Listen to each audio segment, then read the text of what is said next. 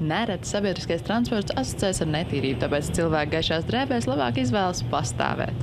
Protams, ka kādreiz ir redzams, ka sēž kāds cilvēks, kuram varbūt nav savas noteikti dzīvesvietas, tad tajā krēslā negribas sēdēt, bet tā, lai pateiktu, ka ir ļoti netīri, to es nevarētu apgalvot. Jā. Cik es esmu redzējis Rīgā un Latvijā ļoti tīri un ļoti labi.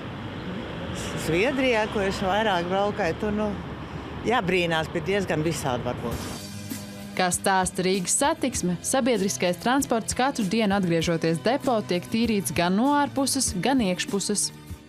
No iekšpuses tiek mazgāta grīda, logi, tātad apkārt logiem, visas plasmasas virsmas, šie stieņi, pie kā pieturas cilvēki. Un tad vēl ir arī tādas cikliskākas mazgāšanas reizes, kad transports tiek tīrīts daudz padziļinātāk. Tas pats attiecas arī uz tātad šīm sēdvietām. Tas notiek aptuveni 2 reizes mēnesī, kad ar putekļu sūcēju, kurā ir iepildīts arī tāds speciāls šķidrums, kas ir dezinficējošs, tiek veikta šī sēdekļa tīrīšana. Bet vai tiešām gadījumā, ja kādam pasažierim no rokām uz krēsla izkritīs saldējums, tas tā arī paliks notešķīts, līdz sagaidīs vienu no savām ikmēneša mazgāšanām?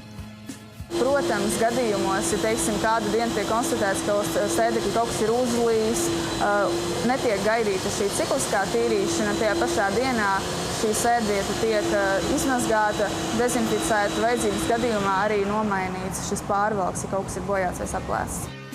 Intereses vadīti sadarbībā ar Zinātnisko institūtu Bioru nolēmām veikt eksperimentu, lai pārbaudītu, kas tīrāks – tramvajs vai privāta automašīna. Lai to noskaidrot, mēs ņemsim nomazgājumus. Nomazgājumus mēs ņemsim no tādām vietām, kur visbiežāk cilvēki pieskarās ar rokām. Tā kā rokas mēs nemazgājam ik pēc 5 minūtēm, mikroorganismu skaits ir milzīgs. Liekot lietā speciālu ekipējumu, ķeramies klāt paraugu noņemšanai. Vienojāmies, ka mikroorganismu paraugi tiks ņemti no tām 3 virsmām, kurām visbiežāk pieskaras pasažieru rokas – no stūres, sēdekļu un priekšējā paneļa cimdu nodalījuma. Un tagad paskatīsimies, kāda situācija ir tramvajos. Noņemšu šeit 3 vietās. Tātad paņemsim pie durvīm, kur parasti cilvēki pieskarās, lai izkāptu ārā. Šeit pie šā te un no viena no krēsliem.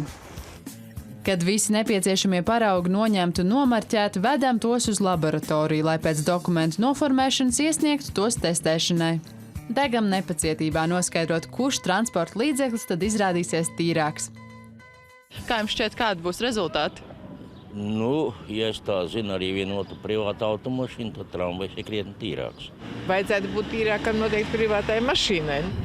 Tramvajs vairāk publiska vieta, tāpēc varētu domāt, ka tramvajs, lai gan cilvēki ir dažādi. Analīzēs tika pārbaudīts, vai uz paraugiem neatrodas zarnu nūjiņas, stafilokoki, raugi un pelējumu sēnes. Kas mani pārsteidza, un es domāju, ka es pārsteigs arī visus, sabiedriskā transporta analīžu rezultāti ir daudz labāki no mikrobioloģijas viedokļa nekā privātais transports. Tātad, ko mēs varam secināt, ka, piemēram, uz mašīnas cimdu nodalījuma roktura uz neliela virsmas fragmenta daļas ir vairāki 10 000 dzīvot spējīgu baktēriju. Tik lieli skaitļi sabiedriskajā transportā nebija nevienā paraugā, pat ne uz teorētiski visnetīrākās vietas roktura, kam būtu jābūt visnetīrākajam. Sabiedriskā transportā lielākais baktēriju daudzums bija daži simti. Acīm redzot, sabiedriskajā telpā lietas tiek koptas biežāk un rūpīgāk nekā tas tiek darīts ar lietām privātajā telpā. Neskatoties uz automašīnā atrasto lielo daudzumu baktēriju skaitu, Bioru norāda, ka tās cilvēku veselībai īpaši nekaitē, jo kā nekā cilvēka organisma mikrofloras viens no uzdevumiem ir iemācīt mūsu imūnsistēmu cīnīties ar slimībām.